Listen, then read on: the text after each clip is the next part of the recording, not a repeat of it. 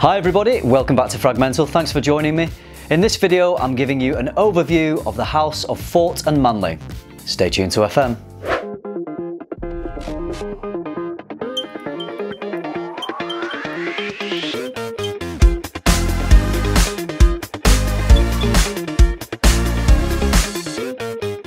For this house overview, I thought I'd make it a bit more of a relaxed video, so I'm sitting down and taking the weight off my feet. Hopefully you're sitting down too, wherever you are, relaxing, maybe get a cup of coffee, cup of tea, have a nice drink, and hopefully you can enjoy the relaxed vibe of this video. So I'm talking about Fort and Manlé perfumes. I'd seen a lot about them on social media, and the thing that caught my eye more than anything else was the exquisite bottle design. The bottle design of their fragrances just seemed so different to anything else. So I kept seeing these amazing bottles cropping up on my Instagram, and I was seeing YouTube videos. So I was really eager to explore the house and try the house. It was on my list of things to do. I had intended to buy a discovery set. Then to my surprise, Fort and Manlé reached out to me and asked if I would like to try their discovery set. So they said that they would send one to me, and there was no obligation to do a review. Nothing was agreed. I'm just doing this review because I really enjoyed the house and I wanted to share my thoughts on Fort and Manlé. So I'm going to go through each of the 10 fragrances they sent me. This is the discovery set. Really lovely discovery set. It's like a little drawer, so it opens, slides open, and you've got the 10 fragrances in there. What I also liked was that they sent me as well a little bit of bedtime reading, so some accompanying literature which tells me a little bit about the house and all the fragrances, all the notes in the fragrances, a little story behind each fragrance. What I found really interesting about this house is that the owner and perfumer, Fort, is self-taught. The quality of scents that we have on display here from a self-taught indie perfumer are absolutely fantastic. So super impressed with this house. I'm going to go into each of the 10 fragrances and talk briefly about each one. The first one I'm going to talk about is Bojnokopff, or Mr. Bojnokopff's Purple Hat. Now, a few of these fragrances do have quite interesting names, as you'll see as we go through them all. So this one has oud, vanilla, lavender and chocolate. Now, I've pre-sprayed them all about half an hour ago on strips. I have been wearing these on skin over the last few weeks, so I've got a good sense of how they work on my skin, how they warm up, how they dry down. But I just wanted to remind myself of the notes as I'm talking to you. And the main thing I get from this, which I absolutely love, is the chocolate. I love chocolate in fragrances, as long as it's balanced with other things, as long as it's not too smooth and too sweet and cloying, which this absolutely isn't. Because the other thing you have is the oud, and I think even though it's not a skanky oud, not barnyard at all, I think the oud is just acting as a supporting note, but it's giving the whole fragrance a bit of oomph. It's really lifting it, giving it a potency and some depth and complexity. There's a vanilla, nicely smoothing things out as well. So this is classed as a woody gourmand. And I would, yeah, absolutely describe this as a gourmand fragrance, but not too sweet, not too sickly, just a really nicely done gourmand. This one would work really well in autumn or winter. It's got those darker resinous notes, it's got the oud in there, it's got the sweetness as well. Sweet fragrances always cut through cooler temperatures well. You could wear it, you could wear any of these any time of the year, any season. I think you'd probably go a bit lighter on the trigger if it was warmer temperatures, but for me this one works well in slightly cooler temperatures. Really enjoy this one, Mr. Bojnokopff's Purple Hat. The next scent is called Charlatan. In this we've got pear, chocolate, rose, vanilla, tuberose, jasmine and sandalwood. Compared to this, Bojnokopff is a more assertive dark chocolate scent with an oudy punch. This one is a bit sweeter, a bit smoother, so not quite as rich in that chocolate note. But it never gets sweet, never gets cloying again, because it's nicely balanced out with the florals. The white florals in this, the jasmine and the tuberose, are two white florals that I really love, and I tend to find that when they're in fragrances they add this really nice full-bodied scent and almost a creaminess as well, so they really just round out a fragrance really nicely, and they almost have this potency to them as well, which could be the indoles in there, but it balances out the sweetness just really nicely. Also balancing out on the floral side of things is the rose. So whenever you've got chocolate and rose in a fragrance, as with Tom Ford's Noir de Noir, it always reminds me a little bit of Turkish Delight. And I do get a bit of that from this one, not perhaps as much as in Noir de Noir, but there is a Turkish Delight vibe with this one. I describe this one as indulgent, but with attitude. And it's possibly a little bit more mass appealing than Bojnokopff, if that's something that is a consideration for you. Charlatan is a stunning scent, definitely one of my favourites out of all of the 10. I'll go into my top 4 or 5 favourites at the end of the video. I'll get through them all first, but Charlatan, I can tell you now, is definitely going to be in there. Beautiful. The next one is called Maduro, which is also classed as a woody gourmand like Bojnokopff. The Charlatan was a floral gourmand. So this one we've got notes of red apple, cinnamon, rose, vanilla, bourbon, honey, tobacco, patchouli. Not listed, but I get a hint of maybe star anise, because I get a bit of a smell of aniseed, just ever so slightly in there. So whether that's in there or it's just something that I'm picking out from some combined notes, I'm not sure. But this is brighter and livelier than the other two. It's got a lovely depth to it, which could be provided by the amber. There's some tobacco in here, but it's not a really wet, rich, resinous tobacco. It's more of a tobacco leaf, perhaps. It's a little bit herbal, maybe. Maduro, very pleasant. To me, I really enjoy it, but I don't quite enjoy it as much as the first two. I do tend to be drawn more towards the darker, more resinous fragrances, perhaps with a little bit of oud in there as well. So this seems a little less complex to me, but it's still really beautifully blended and a very well-rounded, nicely composed scent. Oh, and I almost forgot, in the opening of Maduro, you get this amazing, crisp, juicy red apple accord, almost photorealistic. I'm not quite sure which notes have been used to create that accord, because I don't think apple is an actual note in perfumery. But whatever notes have been combined to create this this almost photorealistic red apple, it's absolutely exquisite. It does fade after about the first half an hour, but it's worth it just for that opening alone. It's beautiful. Number 4 is easily the best name of all the fragrances, and I'd seen some social media posts about this one and I was so curious to try it. It's Confessions of a Garden Gnome. This is classed as a woody gourmand. Notes in it are pink pepper, coriander, lily of the valley, violet leaf, white musks. And this really does give you the feeling of walking through a damp garden or forest after a storm. It's the smell of green, damp foliage almost. And one of the notes that I think I pick out in this is the violet leaf, because it has shades of Creed's Green Irish Tweed. It doesn't smell exactly like that scent. There's just facets of it that remind me of it, and I know that GIT does have that violet leaf in there. So it does remind me of that a little bit. It's classed as a woody gourmand, and to me it's quite a green scent, so I'm not sure I would usually think of that as a woody gourmand. But you know, these categories are quite broad sometimes, I think, so I'm not arguing with the fact that it's classed as a woody gourmand at all. It just does smell quite green to me. It's not that much of a sweet scent, and green scents aren't ones that I would usually gravitate towards. There's something about this one that has a mysterious quality to it that keeps drawing me in and bringing me back.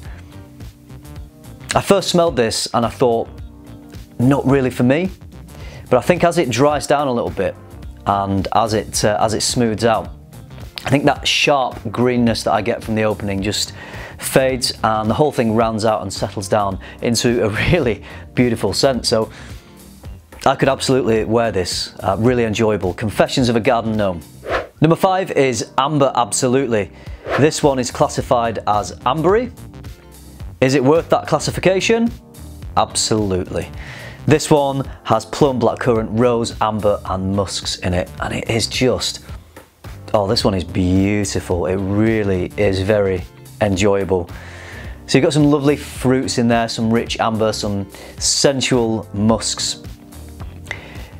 The fruits in it are juicier in the opening, in the first 30 minutes or so, and then that tart juiciness does settle down. and this lovely sweet powdery nature comes through.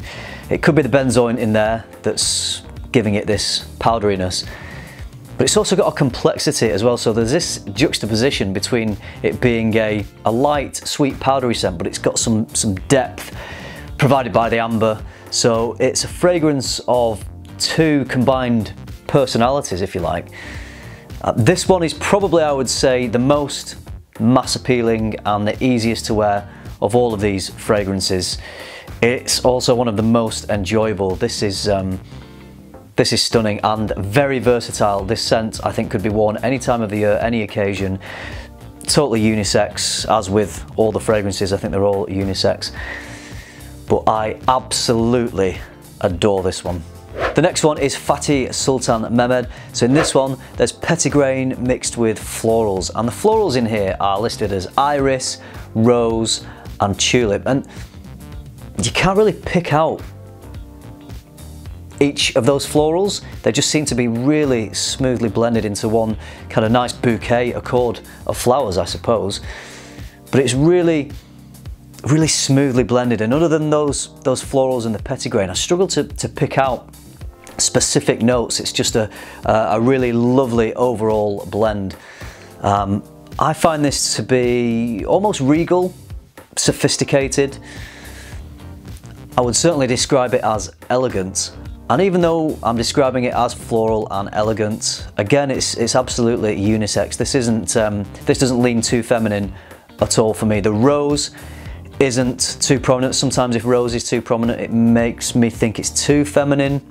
If it's a more subtle rose, that's fine for me, and the rose definitely is subtle in this one. The iris in this doesn't give off a Dior lipsticky, waxy vibe. As I say, all the florals just seem to be really nicely, smoothly blended.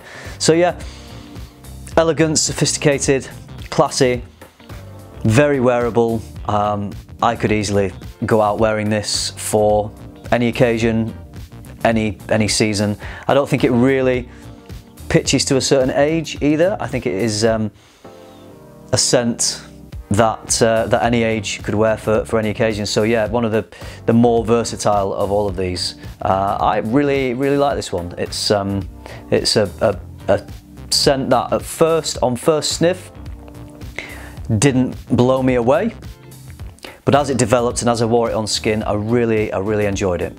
The next one is Harem Rose. This is classed as a floral, and when I smell this one instantly took me right back to my childhood, to making perfume out of rose petals just mushed into water. I don't think we put anything else in there, and we used to put these into old jam jars and sell them on a stall at the side of the street. Well, when I say sell them, I think my mum was our best customer, and come to think of it, she was probably our only customer.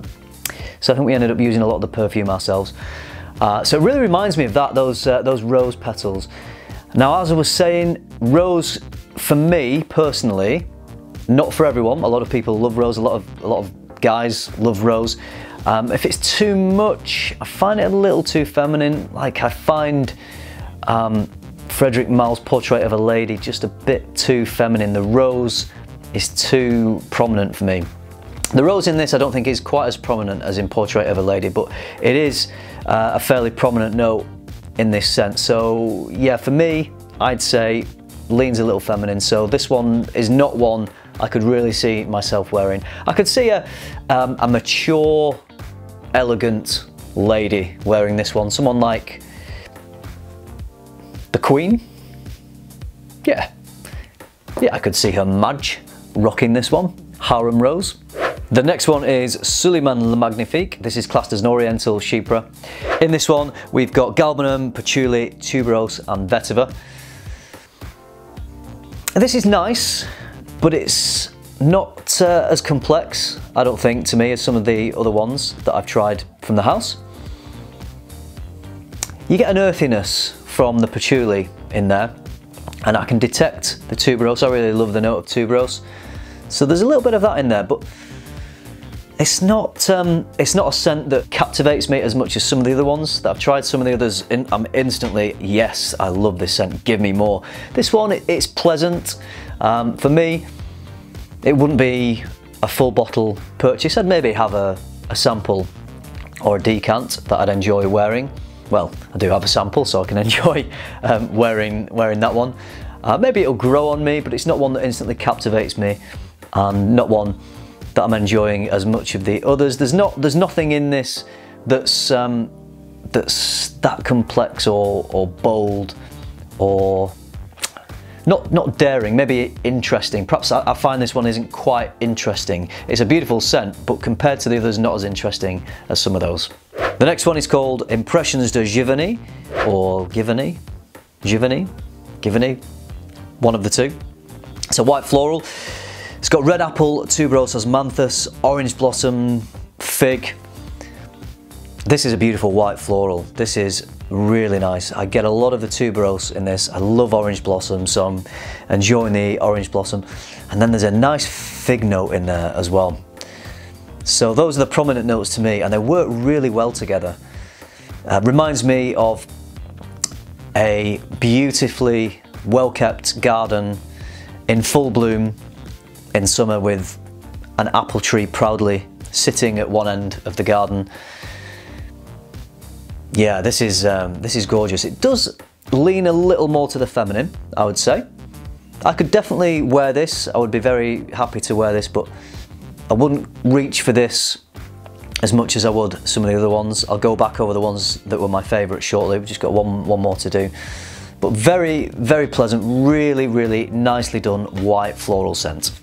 The last one I'm talking about is called 40 Thieves. This is the latest release. It's a 2018 release. It's classed as an Oriental, and this one's a real stunner. Some of the notes in this are petitgrain, incense, honey, orange blossom, vanilla, oud and sandalwood.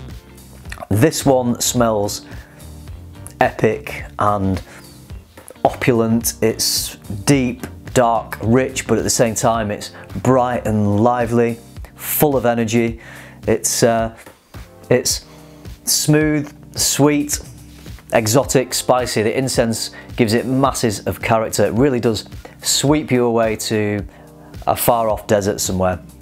I believe this one is inspired by Alibaba and the 40 Thieves, and the bottle design, out of all the bottles, this is my favourite one because it looks like an old style movie poster. So a film from the 40s, 50s era of Hollywood, that type of font. I just think it is a beautiful design. And when I think of this movie poster and the accompanying film, I think of this old style, bombastic Hollywood piece of music, this amazing score. And the music that I hear in my head when I look at the bottle represents, in musical terms, what this fragrance is. So it's full of character and liveliness and energy, and there's lots going on, lots of different things all working together to produce this one rousing composition. And it is a fantastic release. I think 40 Thieves is definitely one of the best ones from Fort and Manlé. Really love it. So that's all the 10 scents from the Discovery set. I'm really impressed with the house. In terms of where to buy them, now they don't seem to be that widely available here in the UK.